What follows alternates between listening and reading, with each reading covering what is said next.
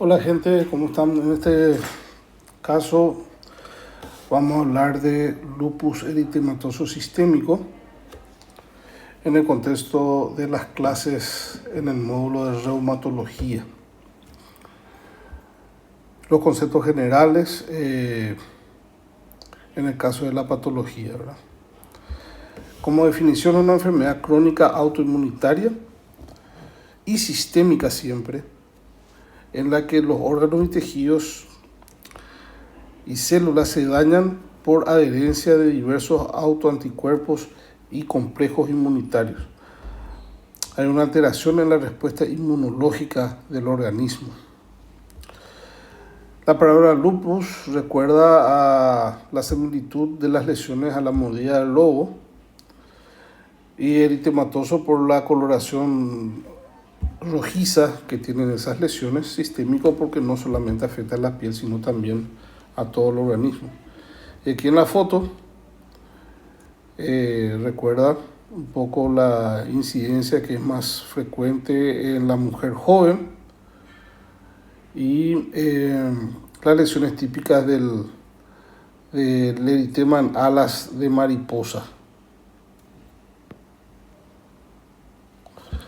Igual que estas lesiones que se ven aquí en la portada. Lo que nos va es que estas son mujeres caucásicas. El lupus es más frecuente en las mujeres de color. Justamente la prevalencia hasta el 90% corresponden a mujeres en edad reproductiva, o sea, mujeres jóvenes entre 20 a 40 años aproximadamente, su mayor incidencia y prevalencia. La prevalencia de 10 a 400 casos por cada 100.000 habitantes año, de acuerdo a la raza y el género. Hablando un poco de la patogenia y la causa, el lupus es causado por ciertos genes que predisponen a una base genética y también se relaciona a factores ambientales desencadenantes sobre esa base genética, originando las respuestas inmunitarias anormales. Aquí en el dibujo recuerda un poco esa fisiopatología autoinmune mediada por anticuerpos que causan una vasculitis en la pared vascular de arterias y venas, desencadenando así los síntomas clínicos.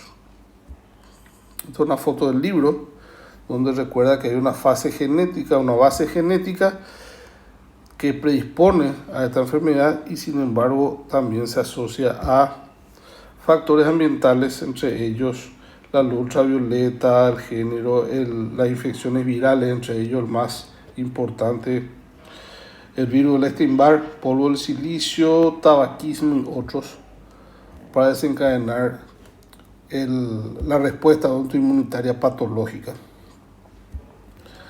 Bueno, su afección de la piel es lo más evidente. A simple vista se puede constatar el eritema discoide, las alas de mariposa, la fotosensibilidad.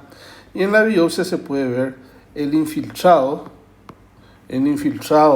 inflamatorio en la unión dermoepidérmica. Otro toque muy importante en el lupus es la afección renal, ya que esta afección renal que causa una nefritis por lupus marca el pronóstico de la enfermedad, la morbilidad y la mortalidad de esta enfermedad. Tan importante es que se hace de rutina los controles de orina simple y perfil renal en estos pacientes. Se clasifican según la afección anatomopatológica en 6 grados. El grado 1 es sin cambios prácticamente, es normal. El grado 2 cuando tiene cambios proliferativos. El grado 3 cuando estos cambios proliferativos ya están en los penachos de los glomérulos. El grado 4 cuando hay ya una proliferación difusa. El grado 5 cuando ya hay cambios membranosos. Y el grado 6 ya es la fase terminal con fibrosis de las nefronas. La interpretación del cuadro clínico, el lupus puede ser leve hasta muy grave y fulminante inclusive. La mayoría de los pacientes experimentan exacerbaciones, tienen como una base crónica en el tiempo, pero con crisis que se van presentando en el transcurso del tiempo. Y ahí es donde afloran los síntomas de agudización y también la positividad de los anticuerpos.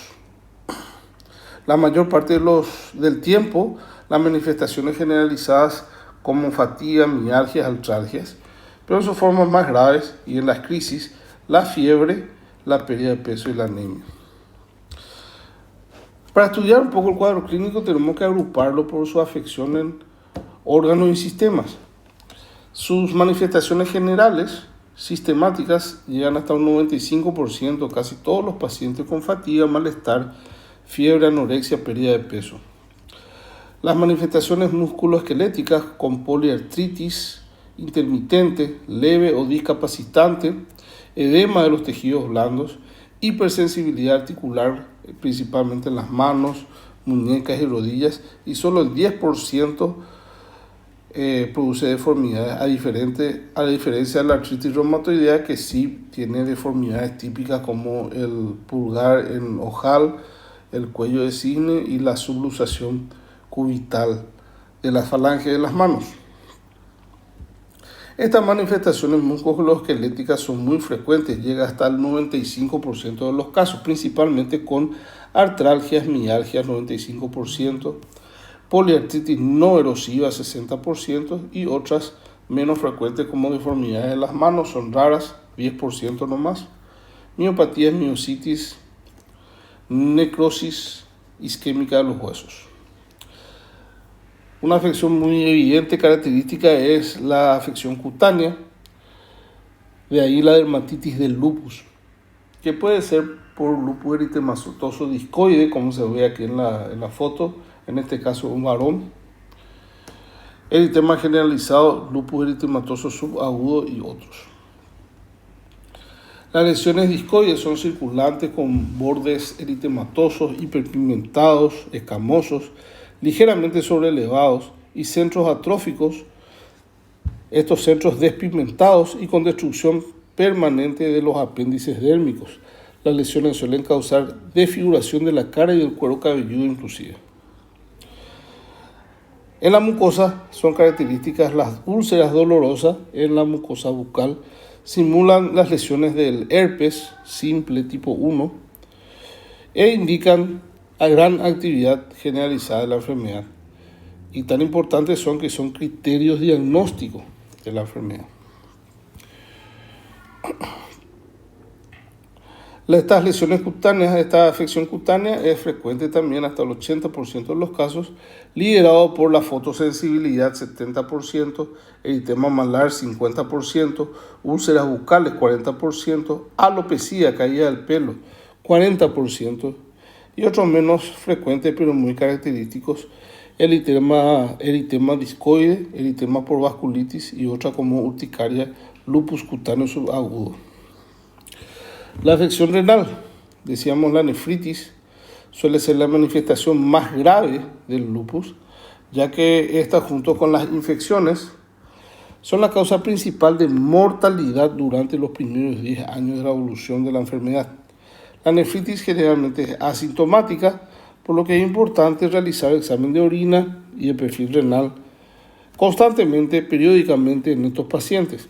Y el primer síntoma es la hematuria y la proteinuria más de 500 miligramos en 24 horas, en la orina de 24 horas.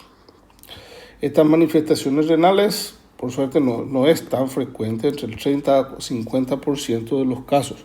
Y lo más importante es la proteinuria, más de 500 miligramos en 24 horas, cilindros celulares hasta un 50%, síndrome nefrótico, más de 3 gramos de proteinuria en 24 horas, y la nefropatía terminal se puede presentar hasta un 10% de los pacientes.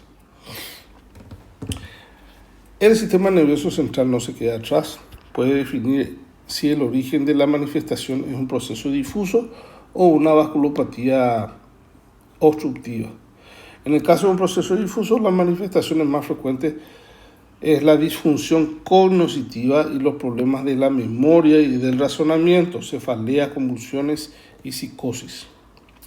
Las manifestaciones neurológicas pueden llegar hasta un 60% de los casos, por trastornos cognitivos, los más frecuentes, trastornos emocionales, 40%, también cefaleas, convulsiones, mononeuropatías, polineuropatías, apoplejías, isquemias transitorias, confusiones agudas y trastornos del movimiento. Raramente meningitis asépticas y mielopatías.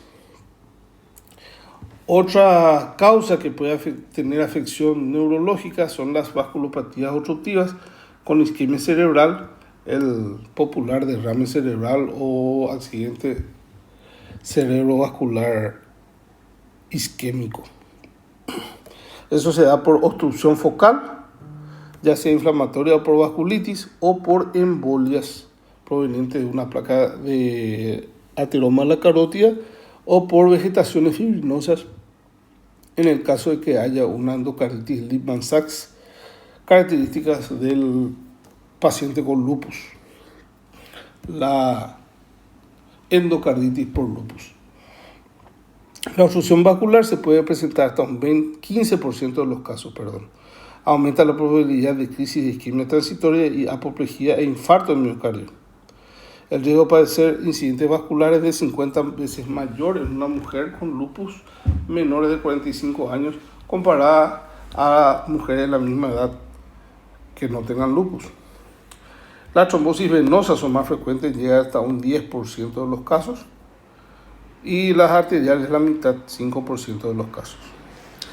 El pulmón, el toque pulmonar más frecuente es la pleuritis o derrame pleural, con o sin derrame. Los infiltrados pulmonares son difíciles de distinguir de una infección en los estudios imagenológicos como radiografías y tomografías. La más peligrosa es la infiltración intersticial que origina fibrosis y hemorragia alveolar. Las afecciones cardíacas pueden dar una pancarditis, pericarditis, miocarditis y endocarditis. Las más graves son las miocarditis y la endocarditis fibrinosa del Liebman-Sachs. Causa una insuficiencia vascular mitral o aórtica inclusive y puede dar embolias. Estas manifestaciones cardiopulmonares pueden llegar hasta un 60% de los casos, principalmente por derrames deslacerosas, pleuritis, pericarditis y derrames. Las miocarditis y endocarditis pueden llegar hasta un 10% de los casos, neumonitis por lupus 10%, arteriopatía coronaria 10%, fibrosis intersticial 5%, hipertensión pulmonar, síndrome de distrés respiratorio del adulto, hemorragia 5% y síndrome de encogimiento pulmonar 5%. El toque hematológico tampoco se queda afuera. Lo más frecuente es que produzca anemia, por lo general una anemia normocítica normocrómica que se encasilla dentro de la anemia de las enfermedades crónicas. También puede producir anemia hemolítica, un toque de la serie blanca con leucopenia, linfopenia o toque de la serie plaquetaria con trombocitopenia. Inclusive puede dar PTI, púrpura trombocitopénica inmunológica o anemias hemolíticas. Las manifestaciones hematológicas son muy frecuentes, hasta 85% de los casos, encabezado por la anemia, 70% de los casos, leucopenia, 65%, linfopenia, menos de 1500, en un 50% de los casos, trombocitopenia, menos de 100.000 plaquetas, en un 15% de los casos, ganglios, aumentados de tamaño, esplenomegalia o anemia hemolítica. El toque digestivo se marca por náuseas, vómitos y dolor abdominal difuso, donde se describe una peritonitis autoinmunitaria. El lupus activo puede dar una elevación de las enzimas hepáticas, transaminitis, GOT, GPT elevadas. Y vasculitis intestinal también se describen, suelen ser peligrosas cuando aparecen sus complicaciones como perforaciones isquemia, hemorragia o sepsis. Estas manifestaciones digestivas no son muy frecuentes, hasta el 40% de los casos, muchas veces inespecíficas con náuseas, dolor leve, diarrea, las enzimas hepáticas elevadas hasta un 40% de los casos y vasculitis 5%. Puede tener un toque ocular con vasculitis retiniana y neuritis óptica que pueden llegar a ser graves y producir una ceguera relativamente aguda en los pacientes. Se puede acompañar con el síndrome seco o síndrome de Sjögren con conjuntivitis inespecíficas. Estas manifestaciones oculares no son muy frecuentes, están alrededor del 15% de los casos. Síndrome de Sjögren, conjuntivitis, pleuritis y vasculitis.